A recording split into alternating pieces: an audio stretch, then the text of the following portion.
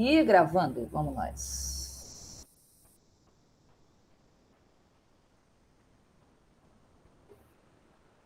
Oh, meu pai.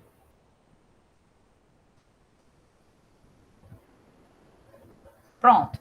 Estava eu falando aqui sobre os modelos neoclássicos que a gente estudou até aqui. Todos os modelos, eles focam muito na acumulação de capital, né? Seja capital físico ou capital humano. E esses modelos que a gente tem estudado até aqui, eles têm como uma peça-chave, uma peça central, a tecnologia. Nós vimos que sem tecnologia não existe crescimento de bem-estar no longo prazo, né? Não existe crescimento sustentado no longo prazo. Qual é o problema com esses modelos neoclássicos? É que essa tecnologia ela cai do céu. Ela não é modelada, ela não é entendida no modelo da onde ela surge, né? Isso não vem ao caso nesses modelos neoclássicos. Assim, o país simplesmente está lá com aquela tecnologia. Então, por trás de toda variável em um modelo, você precisa explicar aquela variável. Certo? Então, eu tenho firmas e famílias interagindo numa economia. Então, toda essa historinha, que é o modelo, vai nos levar a um capital ótimo, vai nos levar a um salário pago às famílias, tem toda a estrutura que a gente chama de um modelo microfundamentado, que nós tratamos a macroeconomia toda dentro de uma paginação microeconômica, em que nós temos firmas, as firmas maximizam lucros e tudo mais. Então, esses modelos neoclássicos nos dizem isso e nos trazem a tecnologia, mas essa tecnologia ela é exógena. Tá? E essas melhorias tecnológicas, que é o crescimento, né, da tecnologia, que é o Gzinho, é uma taxa constante. Né? E cada país pode ter um Gzinho diferente. Pode ter uma taxa de crescimento tecnológico que é diferente do outro país. Né? E essas diferenças de tecnologia também não são explicadas no modelo. Tanto que eu mencionei para vocês sobre o resíduo de solo. Se a gente estuda o crescimento de uma economia com base nos seus insumos, capital, trabalho, alguns modelos trazem terra como insumo, enfim, né, em economias mais agrárias e tal, isso é importante, é um insumo importante para o produto. E tudo que fica não explicado pelos insumos, todo o crescimento desse produto que não é explicado pelos insumos, pressupõe-se que seja explicado pela tecnologia. Ou seja, é o resíduo. O que não é explicado vira um resíduo de solo e a gente chama isso de produtividade total dos fatores. Eu expliquei isso para vocês. Mas essa produtividade total dos fatores, em cada país tem a sua e, assim, os modelos não explicam muito. Não tiram de algum lugar, né? Não tem uma modelagem explicando. E tecnologia, gente, basicamente é a maneira como esses insumos são transformados, né? Então, como você organiza esses insumos, utiliza esses insumos, é que faz você ter uma tecnologia melhor do que outros países, né? Do que outras economias, para transformar os insumos em um produto dentro desse processo produtivo, tá? Dentro da nossa função de produção. Certo? Então, a tecnologia é a nossa função de produção, é a função, é como você organiza esses insumos. Aqui, nesse capítulo, a gente vai ver que as ideias melhoram a tecnologia de produção? Opa! Se antes a gente tinha uma tecnologia que era dada, o país ele tem tal função de produção. Agora a gente está começando a ver da onde, o que pode explicar essa função de produção. Aqui, uma primeira... Esse é o meu aplicativo me mandando beber água. Eu vou beber água, eu vou obedecer ao meu aplicativo. Hidratem-se. Não, e eu levei um susto ali com essa cachoeirinha. Vez por outra eu levo um susto também, porque eu estou concentrada escrevendo alguma coisa, aí o bicho cai a água, aí eu... Ai, meu Deus, eu vou beber água. Vou beber para passar o susto, né? Pelo menos. Pior. Então, gente, ó, aqui que se começa a vislumbrar uma explicação para essa tecnologia ser diferente entre os países. As ideias. Ideias melhoram a tecnologia de produção. Então, uma nova ideia vai permitir que determinados insumos, grupo de insumos, gere um produto maior ou melhor. Tá? Então, se eu tenho um arranjo produtivo de insumos que geram um determinado produto e eu consigo, com uma ideia, ó, eu tenho uma ideia para... isso é o que fazem os engenheiros de produção, né? Tentam, pelo menos. É tornar mais eficiente o processo produtivo. Jogando uma lupa microeconômica, né, dentro de uma firma, os engenheiros de produção são contratados para tornar mais eficiente todo o processo produtivo, certo? Eles precisam olhar o processo produtivo como um todo, ter uma noção do todo e mexer determinadas peças, determinados insumos, de tal forma que eles tenham uma clara ideia de melhoria ou de redução de insumos com a mesma quantidade produzida, certo? Ou a mesma quantidade de insumos, mas produzindo mais. Isso é uma melhoria de eficiência, né? Então, são as ideias que permitem, pelo menos nesse contexto que a gente está vendo, né? Que permitem gerar um produto melhor ou gerar mais produto. Quem formalizou isso aí foi Paul Romer. E ele formalizou essa relação entre a economia das ideias e o crescimento econômico. Tá? Não é fácil, porque a gente está lidando com coisas muito intangíveis. Ideias. Mas ideias são bens não rivais. Eu ter uma ideia,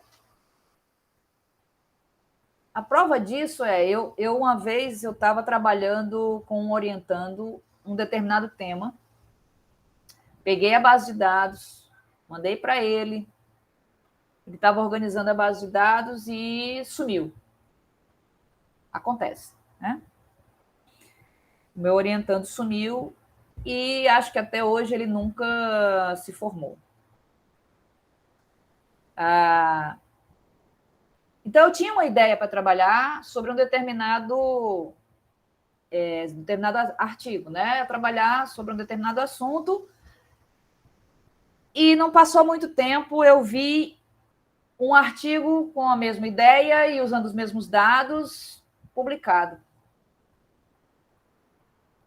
Então, ideias são não rivais. O fato de eu ter tido uma ideia não significa que outra pessoa não possa ter a mesma ideia. Pode. Tá? Pode sim. Acontece. Tá? Principalmente porque eu não contei para ninguém essa ideia. Não saí espalhando. Né? Então, e foi uma pessoa que eu não conheço, de outro estado. Então, é a mesma ideia. Então, ideias são bens não rivais. Veja o quão complicado é isso aí. Bens não rivais nos trazem retornos crescentes de escala.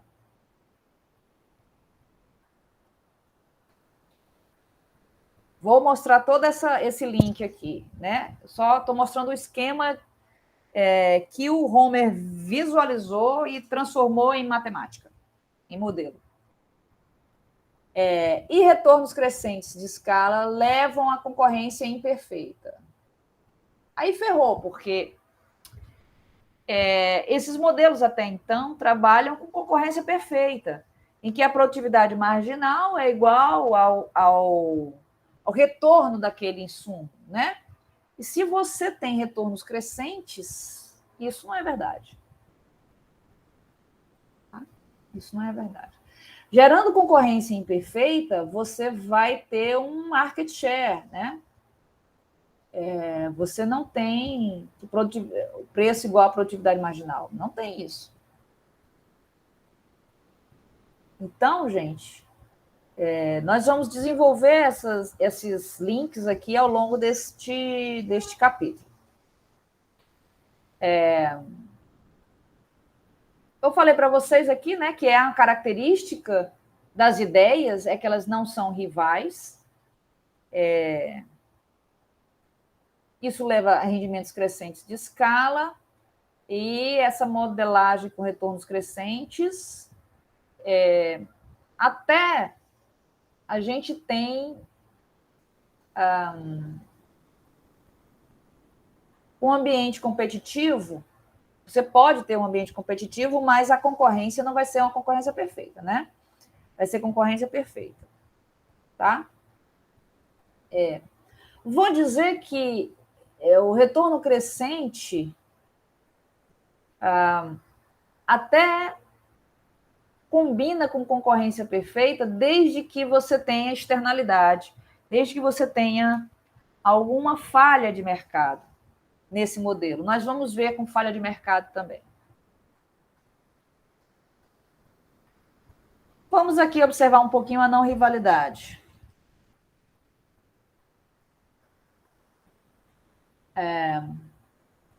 Se a ideia for criada, qualquer pessoa pode tirar proveito dela, concordam? A ideia é criada e as pessoas podem usá-la.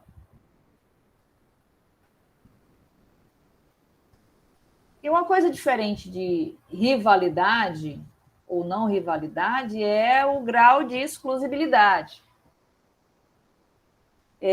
que é o grau a que o proprietário da ideia consegue cobrar pelo uso dessa ideia. Tá? Então, uma coisa é a rivalidade, eu tenho uma ideia, qualquer um pode ter essa mesma ideia ou tirar proveito da ideia que eu tive, se eu for compartilhar essa ideia. Né? Agora, eu tenho uma ideia e eu quero restringir o uso dessa ideia. Aí entra o grau de exclusibilidade. Esse grau pode ser maior ou menor, a depender do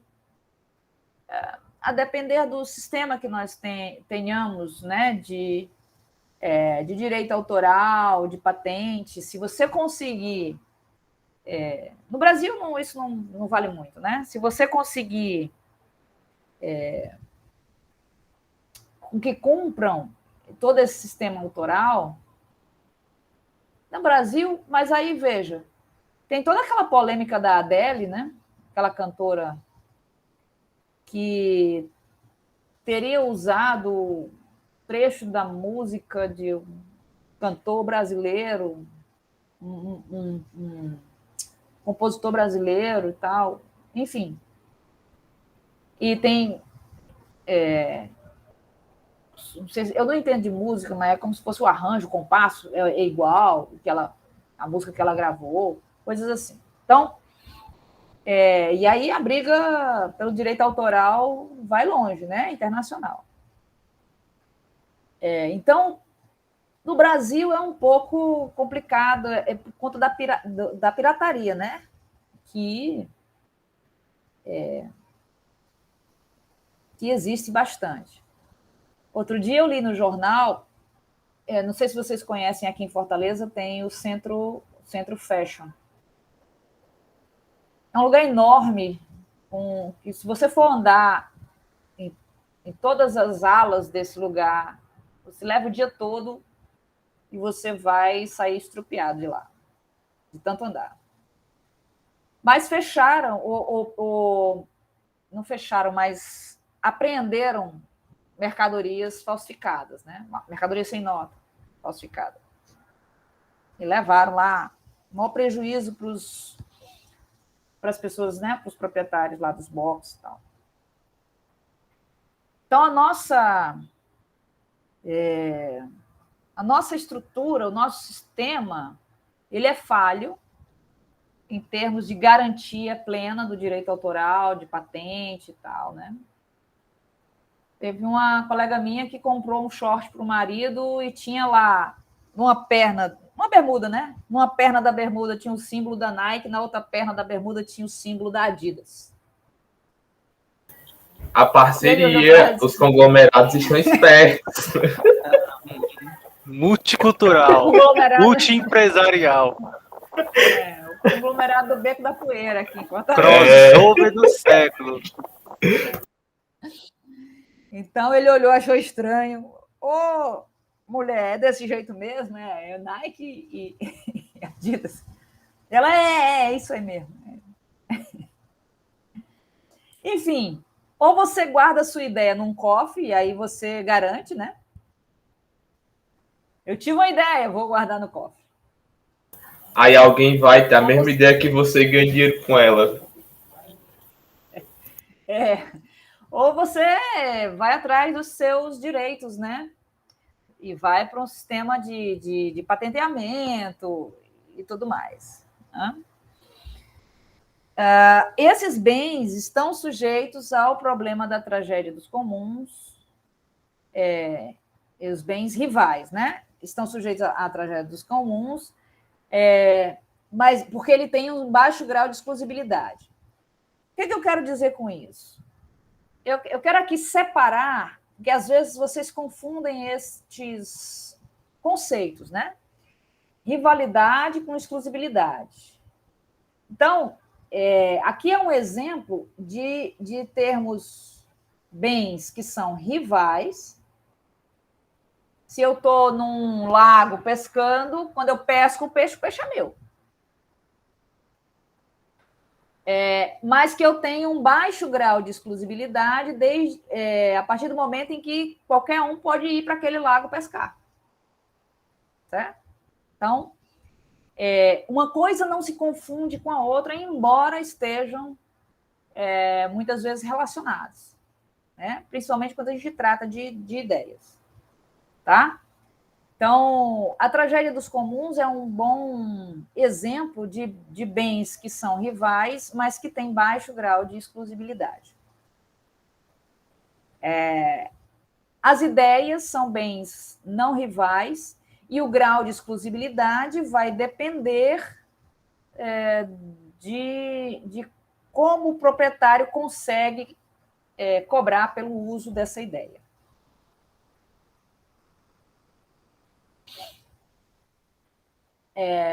Bens não rivais que são não excluíveis, né? Ou seja, se eu tenho um bem que é não rival e que eu tenho um grau baixíssimo de exclusibilidade ou não tenho exclusibilidade, esse bem ele tem um nome, ele chama bem público. Tá? Então, os bens mais comuns que a gente vê na economia são os rivais excluíveis ou excludentes. As ideias são não rivais, mas que têm algum grau de exclusibilidade.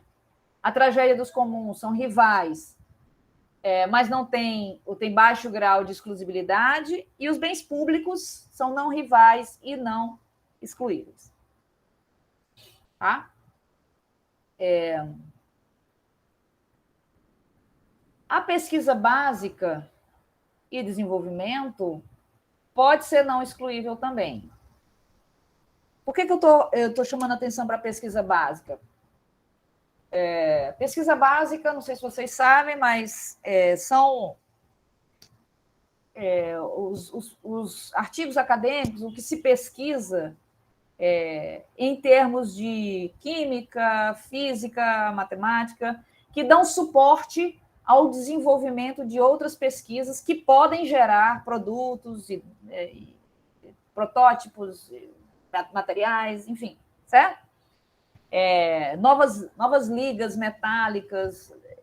Então, você precisa, às vezes, de uma pesquisa básica em química, em biofísica, enfim, de tal forma que essa pesquisa básica, os pesquisadores dessa área, eles vivem de publicar as suas ideias, né? Publicar as suas pesquisas. Então, a pesquisa básica normalmente tem baixa exclusibilidade, embora seja também no campo das ideias, né? É uma ideia, não rival, mas o interesse do pesquisador é publicar, certo? É publicar.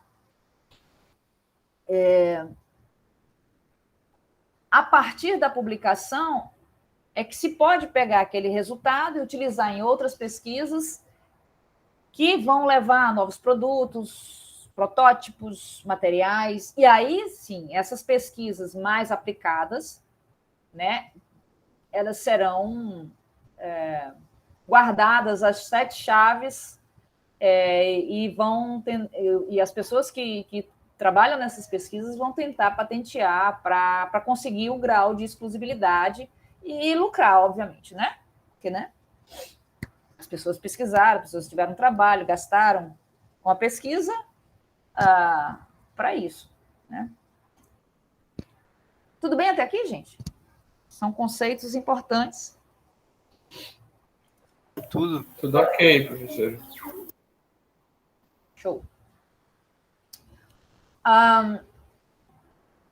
Quando a gente fala de externalidade, a gente tem, né, que são os transbordamentos, a gente tem externalidades positivas e externalidades negativas. Vocês já estudaram isso em micro 2. Normalmente, na economia, os transbordamentos positivos ou externalidades positivas são produzidos abaixo das necessidades sociais, né? E os transbordamentos negativos são produzidos em excesso na sociedade. Normalmente é isso que acontece. Tá? E aí, por que eu estou explicando isso? Porque uma ideia que traz inovação, uma ideia que traz melhoramento de processos, é um transbordamento positivo.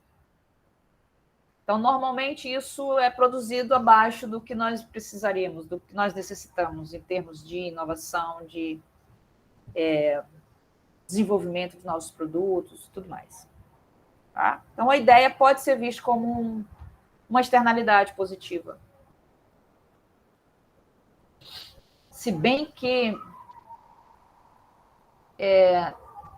eu estava assistindo o Bom Dia Brasil outro dia. Não, Bom Dia Brasil não, Hora 1. Mais cedo. E inventaram aí uns robôs. Como era, meu pai eterno? Uns robôs inteligentes que você injeta no corpo da pessoa e o robô vai até não sei aonde no corpo da pessoa. E assim, acho que eu já ouvi falar. Essas ideias. Pois é, mas isso... A preocupação aí de você injetar um robô na pessoa, sei lá quem diabo é aquilo, o que puser nesse robô aí, o que o robô vai fazer comigo? Né? Pode ser para o bem, pode ser um transbordamento positivo, mas pode ser um negócio muito negativo, né? Então, nem sempre ideias inovadoras são bem-vindas. Eu vejo com preocupação, né? Porque depende do uso, né? Daqui a pouco os remédios vão virar uns robozinhos, professor. Você vai engolir o robô, aí ele vai lá onde está precisando do tratamento. Vai ter que ser que nem o Dorflex, assim, sabe como é que o Dorflex sabe onde dói? Sabe, professora? É porque eles precisam Não, você dizer, dizer. ai, que dor nas costas.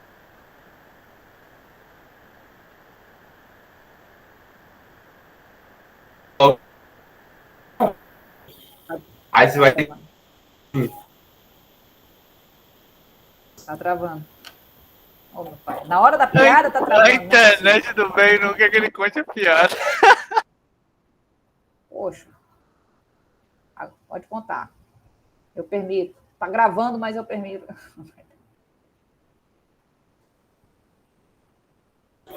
É a minha internet que tá travando? Não, não, é a dele, é a dele. Ah, A sua hoje não deixou a desejar, não. tá show, né? Eu vou querer saber essa piada, viu, Lindenberg? Depois eu vou cobrar, hein? Senão, menos meio ponto aqui. Eu vou continuar. Quando voltar a internet do Lindenberg, ele conta o resto da piada. Então, vamos lá. Bens não rivais, como as ideias, envolvem custo fixo e um custo marginal muito próximo a zero. Por que envolve um custo fixo de produção e o custo marginal zero? Veja, vamos pensar aqui no desenvolvimento de uma vacina, certo? Desenvolvimento de uma vacina. Alguém teve uma brilhante ideia de desenvolver uma vacina com o RNA mensageiro, né? RNA mensageiro e tal e tal. Essa vacina, esse método de fazer vacina já existe há algum tempo, não é novidade. A novidade é que fizeram agora a vacina para humanos, mas já existia para os animais esse método, né? Pelo menos do que eu ouvi, do que eu li e do que eu assisti. Mas, enfim, para você fazer a primeira vacina por meio desse método inovador, vocês imaginam o tanto de gasto que um laboratório teve, uma determinada empresa teve, de pesquisa e de testes, né? Até você dizer assim, olha, até ser aprovado, passa por todas aquelas fases, né? Até você aprovar a vacina. Então, gente, assim, para você fazer a primeira vacina finalizada, imagina todo um custo que já teve de produção daquela primeira vacina. A partir da primeira vacina, o resto a máquina faz. Por quê? Porque você já descobriu a maneira de fazer aquela vacina. Quer dizer, já existe a formulazinha de fazer aquela vacina. Até você descobrir a primeira vacina, é um custo medonho, né? De pesquisa e testagem, enfim. Depois que você descobre, o custo é praticamente zero, é só de reproduzir aquilo ali. Tá? Então, é por isso que ideias envolvem um custo fixo de produção, diga-se de passagem, um custo alto, né? Esse custo fixo, antes de produzir, para produzir a primeira unidade daquele produto, e um custo marginal muito próximo a zero, se não zero, né? À medida que você aumenta a produção, porque você já tem o know-how para produzir aquele produto. Então, você vai só reproduzir. Né? Imagina um novo software, está tendo aí uma pesquisa, chama os desenvolvedores e tal, e você consegue, a sua empresa consegue fazer um novo software. Uma vez que você consegue fazer o software para uma determinada função, vou deixar bem genérico aqui, não vou especificar, e você vai criar, a partir daí, só licenças de acesso àquele software. Né? As pessoas, para ter acesso àquele software desenvolvido, vão pagar uma licença.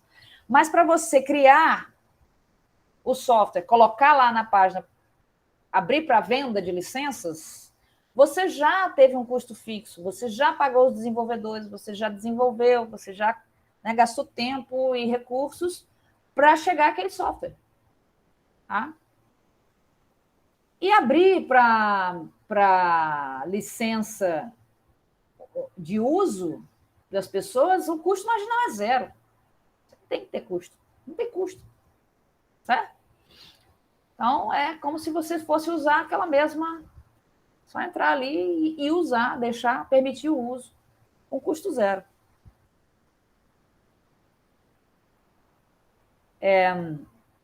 Então, essa economia das ideias está aí estreitamente ligada à presença de retornos crescentes. Né? Se você tem custo marginal zero, você só vai ter um custo fixo, o custo de reprodução é praticamente zero, você tem ganho de escala, retornos crescentes de escala. Tá?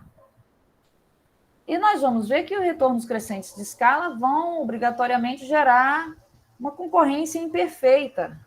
No caso do primeiro modelo que nós vamos ver, a partir do capítulo 5, a gente vai ter um monopólio, porque quem é o dono da ideia, quem está com a patente da ideia, tem a prerrogativa de lucrar, de cobrar mais para o uso daquela ideia. Ele é monopolista, só ele detém a patente daquela ideia, que foi transformada em produto, é óbvio, né? Tá? Então, esses retornos crescentes de escala não vão nos levar a uma modelagem de concorrência imperfeita. Vou só citar aqui o exemplo da função de produção. Essa função de produção aqui, que tem um custo fixo, esse F aqui é o custo fixo, então ela parece mais ou menos desse jeito, né? Até você produzir a primeira unidade do produto, sei lá, bem aqui, a primeira unidade do produto, né? Você já incorreu num custo fixo, tá? Você já incorreu num custo fixo. Então, nesse caso aqui dessa função de produção, esse modelinho aqui vai representar, o F representa o custo fixo, custo marginal é constante, portanto, você pode... Custo marginal é próximo de zero, né? Nesse caso aqui, custo marginal é 100. É 100. E aí Y é o número de cópias. Então, você até criar o primeiro Y, que era o que eu estava falando, né? Até criar o primeiro produto, você incorre em custo fixo. Se você multiplicar aqui,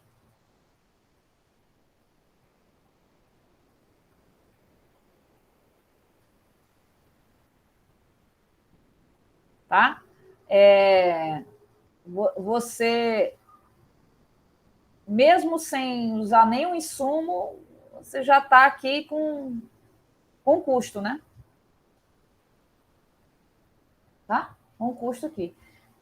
E aqui é software também, né? O exemplo que o livro traz de vocês é de software de processamento de texto, que é esse Y, né? O produto é um software de processamento de texto. E X é a quantidade de trabalho para fazer a primeira cópia. Né? Então, mesmo sem usar nenhum trabalho, você já incorre no custo fixo. E usando uma unidade de trabalho, você vai ter X cópias, enfim. Essa função de produção aqui está só demonstrando que você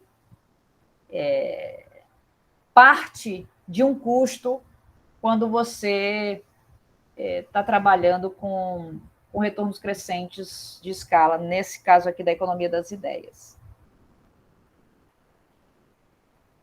Só para vocês terem uma noção, aqui o gráficozinho de custos e retornos. Então, antes da primeira unidade, você tem aqui um custo fixo. Aí, à medida que você vai reproduzindo, porque é só um software de texto, né? Esse custo médio vai caindo e, eventualmente, vai se aproximando do custo marginal. Né? Aqui são as unidades produzidas. E aí os retornos, você vai ter retornos crescentes de escala, né? Porque se eu dobrar os meus insumos, o meu produto vai ser mais que o dobro dos insumos. Tá? Mais que o dobro dos insumos. O retorno crescente, ele pode ser visto quando a gente vai olhar a produtividade do trabalho. Se você pega o produto, quantidade produzida, e divide por X, que é o trabalho utilizado para fazer aquele produto, se essa razão aqui aumentar, com a medida que você aumenta X, se eu aumento X e a minha razão YX está crescendo, é porque o meu produto está crescendo mais do que o X, certo? Então, para observar retornos crescentes, você basta observar essa relação aqui do produto com o insumo utilizado. Como aqui só tem um insumo, eu só vou considerar o insumo X, né? Que é o insumo total utilizado para nessa função de produção que a gente está analisando aqui.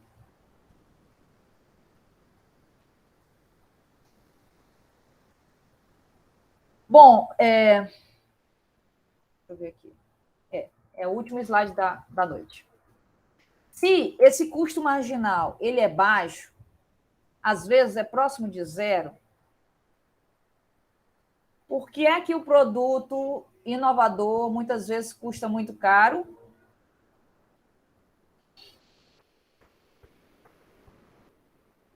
Repito, se o custo marginal de produção é muito baixo, se eu reproduzir um determinado produto, é baixo o custo, por que é que o produto custa tão caro?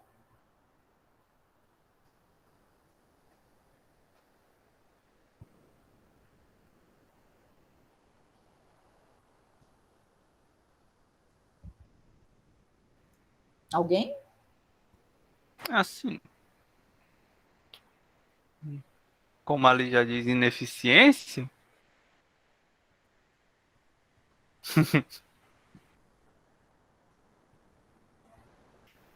Mas assim, por que é ineficiente?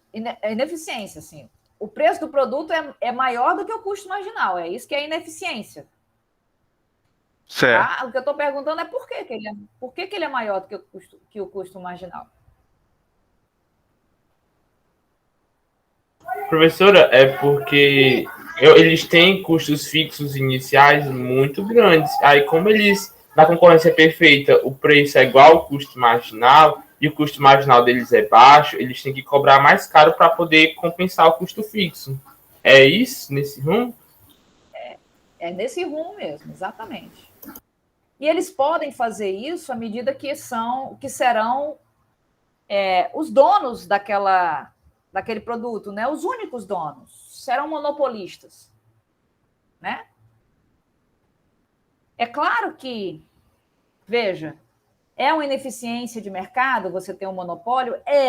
Mas é uma ineficiência necessária.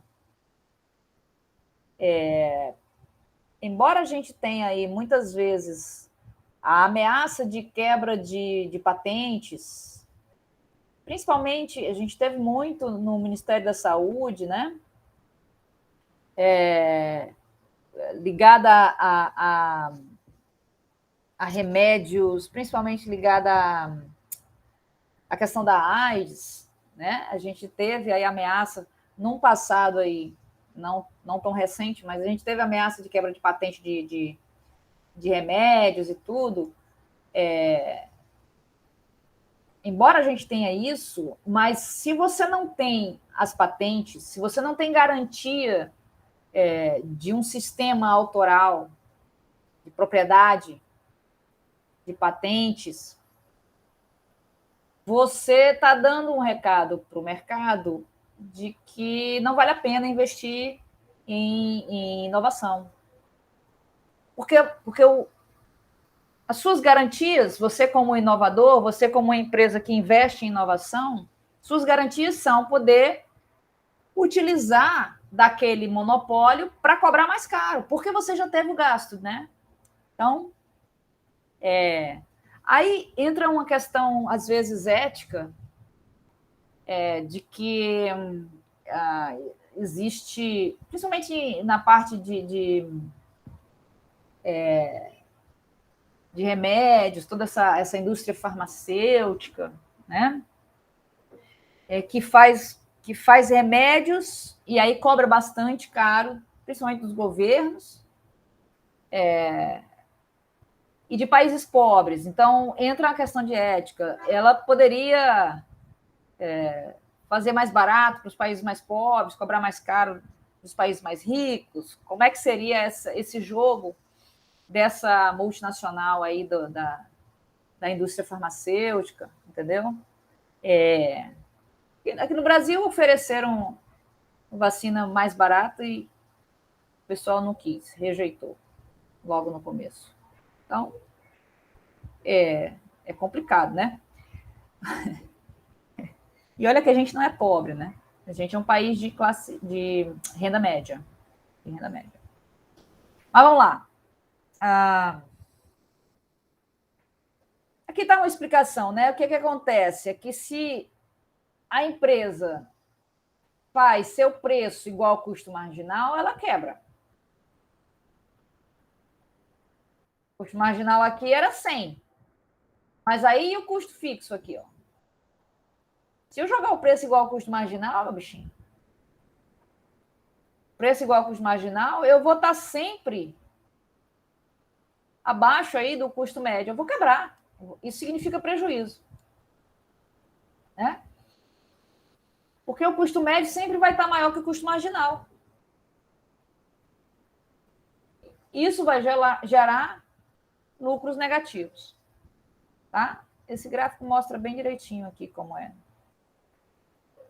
Tá? Eu preciso de um preço mais alto,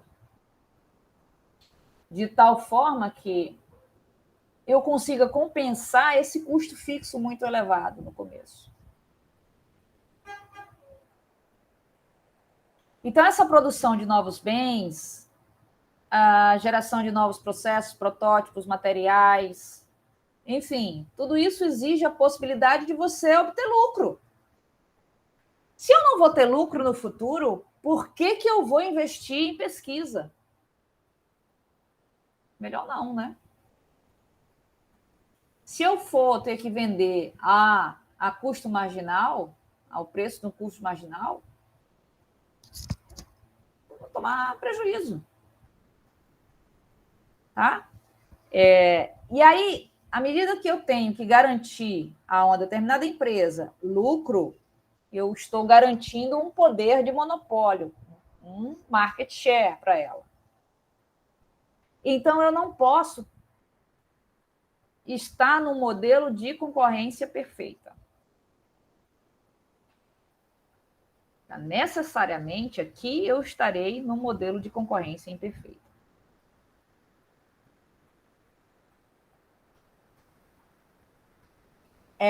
Tá terminando, esse capítulo é bem curtinho, mas eu vou deixar o restante para a próxima aula. A gente vai... acho que são 2 pontos, 4.3 e o 4.4, que tratam um pouco sobre dados desse setor de economia das ideias. Berg, piada, Berg. Vamos ouvir a piada do Berg. Ai, meu Deus do céu, todo mundo esperando por essa piada.